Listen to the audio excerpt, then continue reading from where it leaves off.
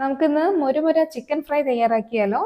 ആദ്യം തന്നെ മിക്സിയുടെ ജാറിലോട്ട് നല്ല തിളച്ച വെള്ളത്തിലിട്ട് കുതിർത്ത ഉണക്കമുളക്, 2 തണ്ട് കറിവേപ്പില, 5-6 ചെറിയ ഉള്ളി, 6-7 അല്ലി വെളുത്തുള്ളി, ഒരു ചെറിയ കഷ്ണം ഇഞ്ചി, 1/2 ടീസ്പൂൺ പെരിഞ്ജീരകവും കൂടി ചേർത്ത് നല്ല ഫൈനായിട്ട് അരച്ചെടുക്കാം. നന്നായിട്ട് ക്ലീൻ ചെയ്ത ചിക്കനിലോട്ട് ഈ അരച്ചെടുത്ത മസാലയുടെ 1/4 ഭാഗം 1 ടീസ്പൂൺ വിനാഗിരി, 1/4 ടീസ്പൂണോളം ഗരം മസാല, പാകത്തിന് ഉപ്പ്, 3 ടീസ്പൂൺ അരിപ്പൊടി, 2 ടീസ്പൂണോളം കോൺഫ്ലോർ, 1/4 ടീസ്പൂൺ മഞ്ഞൾപ്പൊടി, ഇവയെല്ലാം കൂടി നന്നായിട്ട് മിക്സ് ചെയ്ത് നല്ല ശുദ്ധമായ വെളിച്ചെണ്ണയിൽ ഫ്രൈ ചെയ്തെടുക്കണേ.